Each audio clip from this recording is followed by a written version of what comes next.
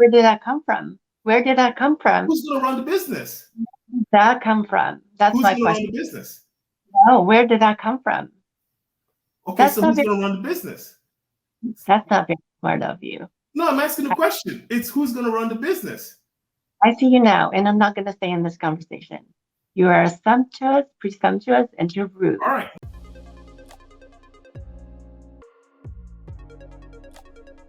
So this how I feel. Also had the conversation, and I understand that you have your own take on things. Being a man, I understand that, and I always try to understand because men and women are different, and I always try to put myself in someone else's shoes, but I have my limits as well. So let me ask you this.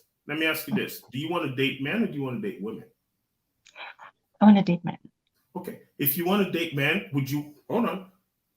Let's go back to the beginning of our conversation. You said two things were important to you: financial, right, Mm-hmm. and understanding. Mm-hmm. I remember that very well. So if two things were important to you, financial and understanding, don't you think it's important for you to understand men in order for you to be with men? I did. Okay. I didn't say I did. And okay, hold on. So you were in a relationship with a man.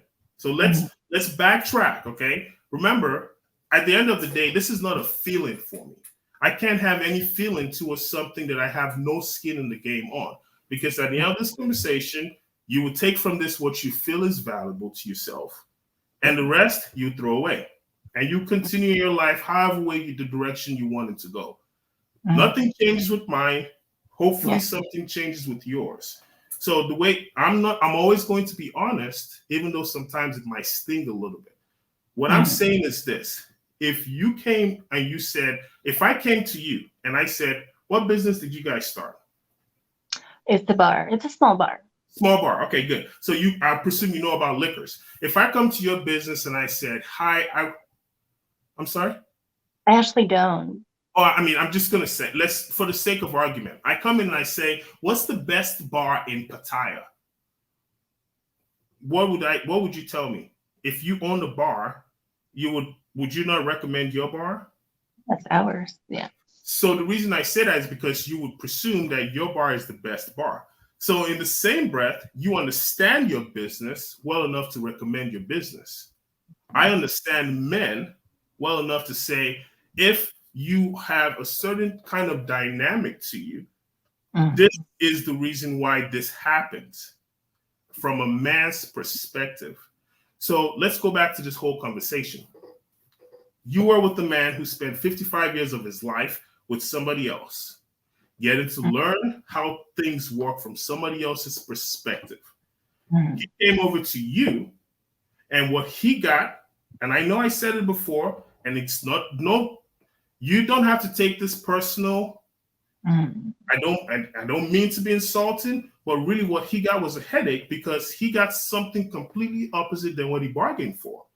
One, he got told how to run a business in your way, not in the way he expected. But even though it was his investment dollars, he still got told how to run the business. His money, your approach. That's what you told me. Two, you built a certain type of resentment because of the way he communicated with you. Stop me if I'm wrong here, because this is the things you told me, okay? So you built a certain type of resentment because of the way he communicated with you, neglecting that this person made a life-altering decision that required for you to have patience that might take 2 to 3 years for you both to adjust to each other's way of life. I'm not stupid enough. So when this conversation happens, it's never personal. It's never, oh, you're bad or look at what you did. It has nothing to do with that. This is just reality. This is just what somebody's feeding to me and me saying, okay, this is what, from a perspective of someone who has been through both sides, this is what I see. So what I see is if you want to have a future with somebody of that kind of caliber of person, someone who can take care of you, who is completely okay with not having a legacy. That's what this guy sounds like, because he's already built a legacy. So he's giving you a break on one of the three things I mentioned. I said there's three things you can give: patience, legacy, and loyalty. He gives you patience, provision, and protection. If you can give him two of those things and he's letting you off the hook on the third one, all you have to do is give him those two. You have it easy. Nothing changes in your lifestyle. And then you get to adjust, because that's what relationships are. Hey, I'm with the person who has had this type of a lifestyle for 55 years. I'm 36. You've probably had, I'm going to assume you had your first relationship at 21. Or when did you have your first relationship? No. Ashley had my relationship when I was already 30. Your first relationship? 32. You had your very first relationship at 32. Okay, Yes. So imagine that. You've only had 4 years of relationship experience. You could, okay, I get it. You take it personal. What you don't understand is relationships are an investment, man. It's an investment in your life. No. It's way more of an investment than a bank would be. I think when I compared you to a bank, you should have been like, wow, that's actually a good analogy. A bank is an investment building. What a bank does is sell you products from a checking account, a savings account, whatever business that they offer that they would make money from. That's what a bank does. And that's what you should be doing. You should have a relationship that is going to ensure that your future is secure. That when you're 50, 60, 70 years old, you don't have to wake up every morning and work, because the man you were with and yourself, you made good decisions together. You built a legacy, you built financial standings for yourself, and now you guys can live a much easier life when you're older. That's an investment. So as a bank, as an investment, you have to look and say, what am I investing in here? What am I getting out of this? How am I supposed to get a return on my money if I'm putting my money in the wrong place? And right now, 55-year-old guy don't seem like he really put his money in the right place. So what do you want the next guy to do? I mean, what did he get out of it? He didn't get a return on his money. His money's not coming back to him. He's getting so much more. From so much more. Business? He is. Because but you said these guys are no longer together, and you were doing all the work. All of the questions that you've asked me so far were leading to you assuming. You said you didn't have assumptions. You totally did. You have from the very beginning. So you guys are broken up and you're running the business still? From the very beginning. You guys are broken up and you're running the business still? I'm sorry? And you guys are broken up, but you're still running the business. Well, we are going to talk about it. Talk about it. We are going to talk about it. I've done this long enough. I don't have to make assumptions. All I'm telling you is fact. Because there's no way this is an assumption. If I put my money in a business that you are running or my ex-wife is running.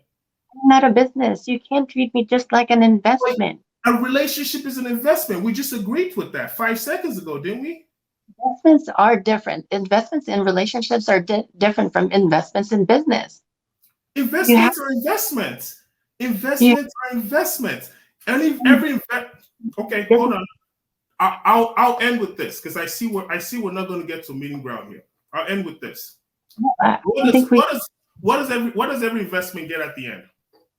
I'm sorry, what? What does every investment get at the end? What's the reason for an investment? Why? And he did. Okay. And hold on. So, I didn't give him anything, and just had it. Fine. Let's assume it's in my head. So now let me ask you this: if his investment is supposed to give him a return, and for some reason you guys are no longer together, you can no longer run the business, right? Because remember, you're doing all the work, you're doing everything. He's not doing anything, according to you. But there's a business that he has his money in it, and you as the worker who agreed to do the work while he brings money stops doing the work. How does that business still make money, man? How is there a return? How is there a return? I'm working from something that no one is ever working on. I didn't stop working. Even But how you okay? So you want him to keep you on and still invest in you while so what you're saying is this: you don't want the relationship anymore. You want to treat this guy like crap. You want to treat him the way you think you should treat him. But hold on, but in the same breath, you still want to be able to run his business and his money. I do not know where you're getting it from. That's what you just said. I asked the question. You said that. You were putting the question. I said, who's going to run the business? You said you guys would talk about that. Where did that come from? Where did that come from? Who's going to run the business? Where did that come from? That's my question. Who's going to run the business? No, where did that come from? Okay, so who's going to run the business? That's not very smart of you. No, I'm asking the question. It's who's going to run the business? I see you now, and I'm not going to stay in this conversation.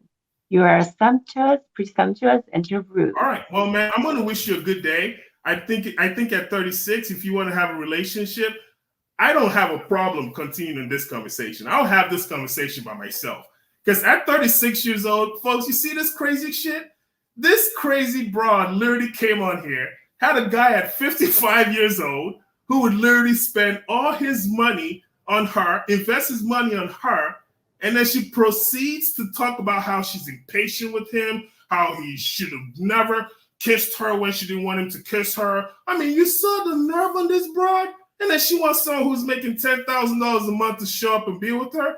Man, I'm out of this.